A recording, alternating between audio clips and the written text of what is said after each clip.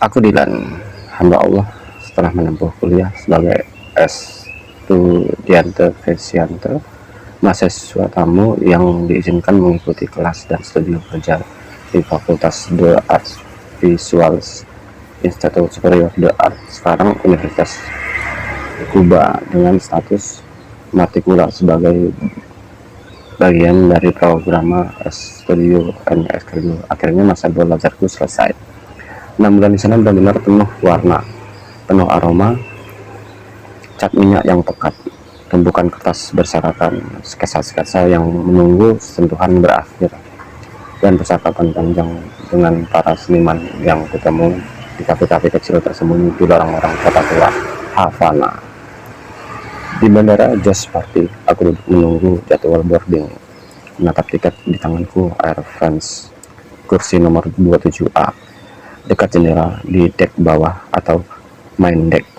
Jantungku berdebar, sensasi kesemutan merayap telapak tangan dan kakiku, campuran antara kegembiraan dan rindu yang tak tertahankan. Aku ingin segera bertemu Chika, pacarku, bunda, dan keluarga yang sudah lama kutinggalkan. Selama 6 bulan di Kuba, Chika sering mengirim surat-suratnya berisi cerita tentang rumah, kampus, dan hal-hal kecil yang dia lalui setiap hari. Membacanya selalu membuatku merasa ditemani, meskipun ribuan kilometer memisahkan kami. Aku selalu membalasnya, dan surat terakhirku padanya berisi kabar kepulanganku ke Indonesia. Begitu pesawat lepas landas, Havana mengecil perlahan di bawah kaki. Adios Havana, gracias por todo. Awan Karibia membentang luas di balik jendela Airbus A340-300 yang menuntunku menyeberangi Atlantik menuju Paris selama 10 jam. Di ketinggian itu, dunia terasa hening. Aku hanya diam, hanya sesekali menatap awan yang seperti gumpalan kapas raksasa, memikirkan Bandung dan orang-orang yang kurindukan di sana. Setiap kali menyadari bahwa pertemuan itu semakin dekat, sensasi kesemutan itu muncul lagi, seperti getaran kecil di dalam tubuhku. Di Paris, aku berganti pesawat Boeing 747-400 untuk rute panjang menuju Jakarta. Penerbangan sekitar 16 jam itu membuatku duduk menatap layar kecil di lorong. Lagi-lagi kursi 27A di dek bawah, menahan gelombang ketidaksabaran yang semakin menguat ketika kapten akhirnya mengumumkan bahwa pesawat akan mendarat di Bandara Soekarno-Hatta. Aku menegakkan punggung, menarik napas panjang, dan menatap melalui jendela. Dari kursi 27A, akhirnya aku bisa melihat Indonesia lagi. Roda pesawat menyentuh landas dengan dentuman yang lembut, dan hatiku ikut terdorong lega dan bahagia. Senang rasanya bisa kembali ke tanah airku. Hari itu adalah awal Maret 1997. Aku masih mengingatnya dengan jelas. Dari bandara, aku langsung menuju stasiun Gambir untuk naik kereta Argo Gede menuju Bandung. Saat duduk di kursi kereta, aku menatap ke luar jendela. Sawah membentang hijau, tiang listrik berbaris rapi seperti komando sunyi. Rumah-rumah bergantian muncul di antara pepohonan yang bergoyang perlahan tertiup angin. Semua itu adalah Indonesia, tanah yang kurindukan selama ini. Dalam keheningan itu, bayangan seseorang muncul di pikiranku, pacarku, Ancika atau Cika. Begitu dia biasa dipanggil. Aku bertemu dengannya 4 tahun setelah hubunganku dengan Milaya berakhir. Saat itu dia masih duduk di kelas 3 SMA, sementara aku sudah berada di semester 6 Fakultas Seni Rupa dan Desain. Rindu yang sama ini tersembunyi mulai menggelegak, dan aku membayangkan bagaimana rasanya akan bisa menatapnya lagi. Pertemuan kami bermula ketika aku mengunjungi rumah Anwar, pamannya Anjika, yang tak lain adalah teman SMP ku dulu. Rumahnya di daerah Batunggal, Bandung. Aku datang bersama 2 temanku, Maman dan Acil. Kami duduk di bangku rotan di sudut kiri halaman depan rumah Anwar yang luas di bawah naungan pohon kersen. Saat itu kami sedang membahas permintaan Anwar yang ingin aku membuat logo untuk acara reuni SMP. Aku menyetujui, tapi menolak untuk ikut acara, menyadari bahwa aku hanya sempat 1 tahun sekolah di sana, kelas 2 hingga lulus. Apa? Kecap berapa? Kecap bangau? Iya. Yang gede? Yang gede berapa? 25. Yang sedang? Yang 10 ribuan ada? Ah, 10 ribu aja.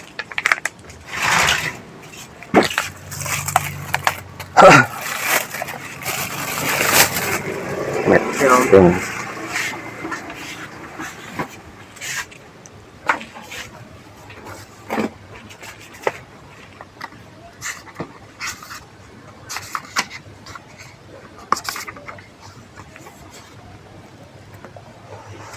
Saat Anwar baru saja masuk ke dalam rumah karena ada perlu sebentar, tiba-tiba muncul seorang perempuan bersama 3 anak laki-laki yang semuanya mengenakan seragam SMA. Perempuan itu berjalan paling depan. Dari gerak-geriknya menunjukkan bahwa dia sudah sangat akrab dengan rumah Anwar. Dia membuka pagar tanpa ragu dan melangkah ke tengah halaman seolah sudah hafal setiap jengkalnya. Dan itulah Anjika, rambut pendek, mengingatkan aku pada gaya Demi Moore.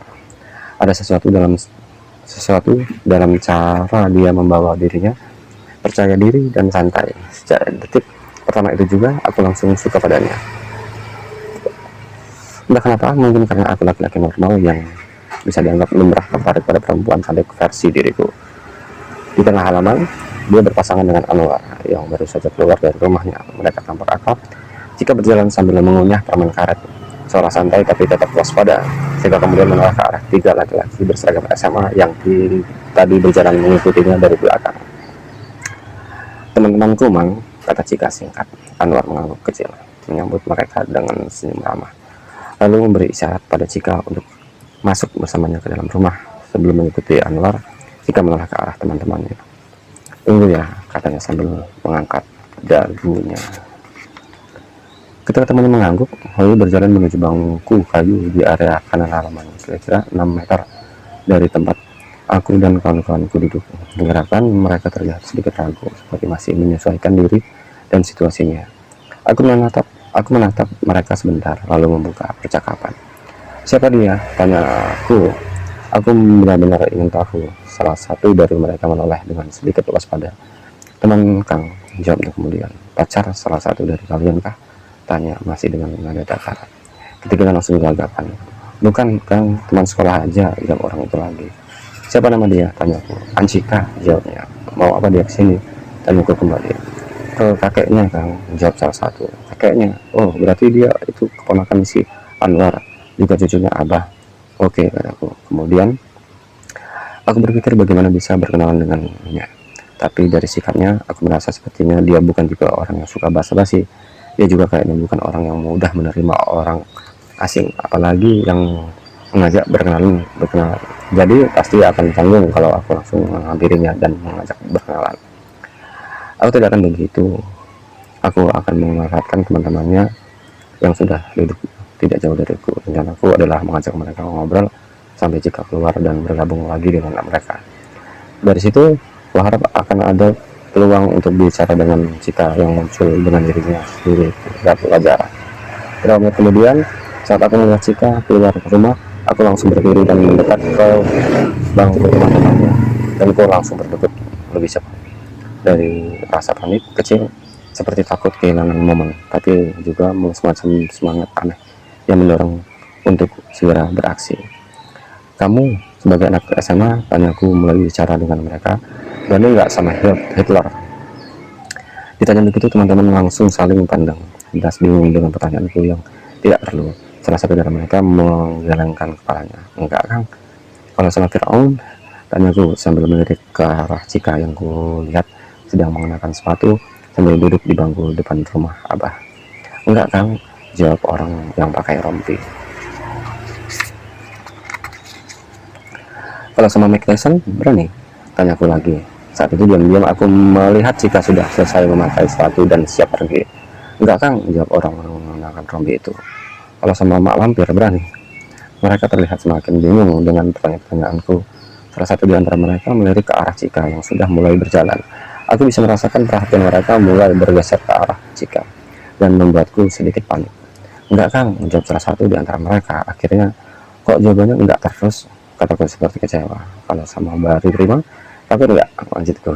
Sambil mereka menjawab, Cika sudah sampai di depan kami. Dia menoleh ke arahku sebentar sebelum akhirnya berkata kepada teman-temannya mengajak untuk pergi. Yuk. Aku rasa dia tidak boleh lolos begitu saja. Bentar dulu, kataku menahan mereka. Mereka kembali berhenti melangkah. Cika menghentikan ayunan kakinya dengan tiba-tiba, lalu mengernyitkan keningnya. Tatapan menyempit tajam ke arahku, seolah menuntut penjelasan atas keberanianku menahannya. Di saat bersamaan mulutku terus bergerak mengunyah permen karet. Saat itu jantungku langsung berdebar lebih cepat. Ada rasa takut, dia marah, takut terlihat bodoh. Tapi anehnya justru dia membuatku semakin ingin terus bicara. Kita belum kenalan dulu, Kak, kataku kemudian memandang Cika. Cika masih menatapku saat itu seperti ingin tahu apa mauku. Rahangnya tetap mengunyah permen karet dengan menggerakkan pelan, membuat jelas ketidaksabarannya. Sementara itu, dadaku masih berdebar dan semacam kepuasan aneh yang sulit dijelaskan. Entah kenapa, aku justru ingin melihat sampai sejauh mana dia akan beraksi. Ada rasa penasaran, rasa tertantang, dan sedikit kesenangan saat melihat jengkal. Bertatapan gelaknya, aku ingin dia mengenal wajahku, mengingat suaraku, meski caranya begitu menyebalkan. Kemudian dengan segera aku menoleh ke salah satu dari mereka untuk mulai berkenalan. Kamu namanya siapa? Orang yang kutanya terlihat ragu, lalu menjawab, Ipul, Kang. Aku tahu jika masih menatapku. Kunyahan permen karetnya mulai makin cepat, seperti mencerminkan kekesalan. Dalam hati aku merasakan campuran aneh antara gugup dan puas. Kalau kamu yang pakai rompi, tanyaku ke orang yang berdiri di sebelah Ipul. Iksan, Kang, jawabnya. Jika terus menatapku, rahangnya bergerak tegas, permen karet berdiri halus di antara giginya. Kamu, tanyaku pada orang yang berdiri di samping Iksan. Bagas, Kang, jawabnya. Jika masih menatapku, pasti dia menebak aku akan segera menanyakan namanya. Tapi itu kulakukan, mau tanya sama Bagas. Bagas berani nggak sama Adkan bangun, kataku. Bagas menatap Cika yang masih mengawasiku dengan mulut yang mengunyah permen karet. Dari tatapannya, aku bisa melihat Cika mulai semakin jengkel. Nggak, Kang, jawab Bagas. Ah, payah ini, kataku pura-pura kecewa. Aku melihat tatapan Cika makin mengeras, rahangnya bergerak cepat. Permen karet hampir seperti akan dikunyah habis. Ketika Cika akhirnya bicara, suara terdengar ketus. Mau apa sih? Tanya-tanya. Aku berusaha tetap tenang meski jantungku berdegup. Ini, Kak, untuk mengumpulin informasi yang akurat, jawabku. Dalam hati, aku tahu jawabanku itu sengaja membuatnya semakin kesal. Tapi justru yang membuat situasi terasa hidup, menegangkan, dan entah kenapa menyenangkan.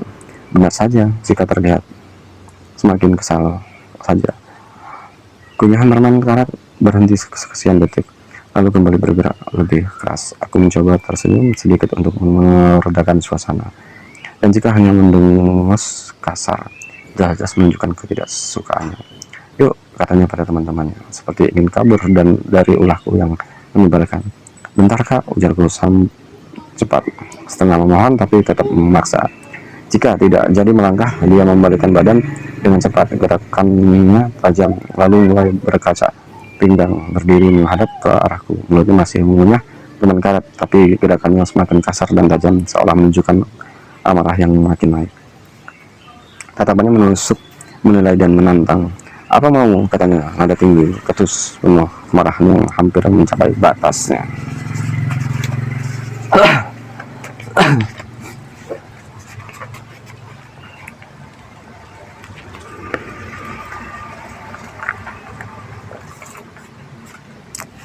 Aku sempat terkejut.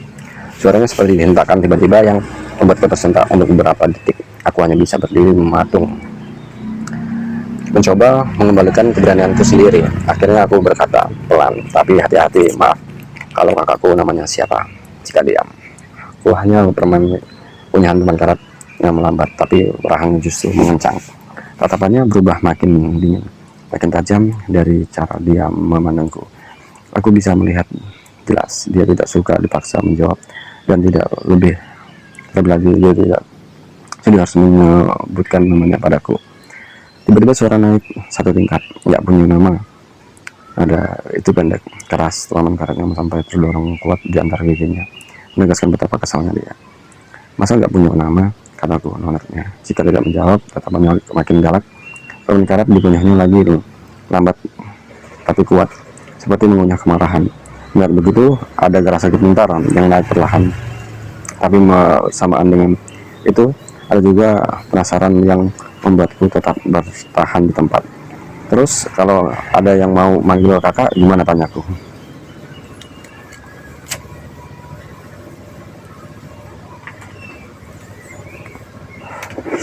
Matanya menyempit, kunyahan bermain karatnya meren tertawa. Mulutnya menegang rapat. Saat itu suasana terasa mengeras di sekeliling kami. Jantungku berdetak keras. Separuh takut dia akan meledak. Separuh lagi anehnya merasa puas karena aku berhasil memicu reaksinya. Menyadari dia diam, aku berkata sambil tersenyum, aku senang bisa melihatmu. Jujur sekali, bukan, tapi justru kejujuran itu membuatnya semakin kesal. Perawan karatnya kembali dikunyah keras. Arahannya bergerak cepat dan kaku, seperti sedang menggiling amarahnya sendiri. Jika menarik napas cepat, menjalan pelan, jelas frustasi. Tanpa menatapku lagi, dia mengembalikan tubuhnya untuk pergi dan berkata singkat, namun tajam. Yuk. Kata mereka berjalan pergi. Aku spontan berteriak, kakakku, kakak. Dengan ada ala pendekar dalam film silat Cina yang sering kutonton di televisi. Jika sempat menoleh setengah detik, lalu mengacungkan jari tengah dengan jelas. Setelah itu dia kembali berjalan cepat tanpa menoleh lagi. Teman-temannya setengah berlari mengikutinya, bisa mengajarnya langkahnya yang bergegas. Selama itu berlalu, teman-teman langsung tertawa.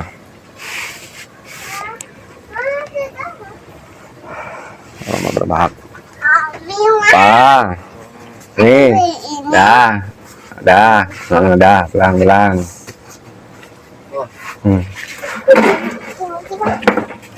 Dah.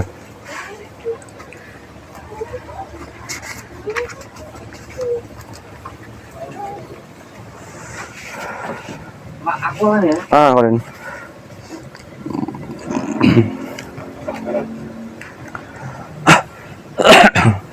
Menyaksikan sebuah adegan yang penuh kekonyolan dan tidak terduga. Seperti itulah awal perkenalanku dengan Cika. Dia pasti kesal padaku hari itu, dan aku tahu, tapi memang begitu caraku berkenalan dengannya. Cara itu untuk memastikan dia akan terus mengingatku, meskipun menyebalkan baginya. Yang penting dia terus lebih membekas daripada kenalan biasa. Betul apa tidak? Tak lama, Anwar datang membawa makanan. Saat itu duduk, aku langsung membuka pembicaraan tentang Cika. Anwar tertawa begitu mendengarkan ceritaku dimarahi oleh keponakan. Dia jelas-jelas terhibur. Banyak kesamaan aku dengan Cika, kataku santai. Jodoh berarti, timpal Maman sambil menyeringai. Tatapannya menggoda. Presidennya sama kayak aku, Soeharto. Negaranya sama. Nih, saya nunggu apa lagi? Takut. Anwar tertawa. Acil menyela. Jadi pamannya harus gimana nih? Aku menyeringai. Kita selesaikan secara adat atau diam. Dia pada jangan ikut campur. Susah diam lah. Udah, Anwar belajar terus. Justru aku suka yang belajar terus. Tanda dia orang rendah hati. Jerkobo, iya. Udah punya pacar belum? Anwar mataku sejenak. Ekspresinya bingung, seolah tak percaya akan menanyakan itu dengan serius. Mana mau pacaran dia? Jawabnya seolah itu pertanyaan paling konyol yang pernah didengar. Kalem, war, ucapku santai. Yang penting sudah ketemu, lama-lama baru kepacarin. Anwar langsung ngakak. Ya, silakan aja. Kalau bisa menundukin dia, ibunya aja yang nurut ke dia. Oke, aku tertawa kecil. Tapi di balik itu niatku tidak main-main. Beberapa hari kemudian, saat aku bertemu lagi dengan Anwar di warung kopi di daerah Bojong Soang, aku tidak bisa menahan tawaku waktu mendengar cerita Anwar tentang Cika. Katanya saat Anwar bertemu dengan Cika di rumahnya, Cika sempat mengeluh soal aku. Dia bilang, kenapa aku bisa temenan sama orang nyebelin kayak kamu, kata Anwar sambil ngopi. Aku langsung tertawa. Maman yang duduk bareng kami juga ikut ngakak. Terus dia juga nggak percaya kamu kuliah di ITB, lanjut Anwar sambil nyengir. Mungkin dia nggak nyangka kamu masuk ITB lewat seleksi foto kali, kata Maman tertawa. Bukan, kata Anwar tertawa. Katanya masa anak geng motor bisa kuliah di ITB, dibilang kamu nyuap.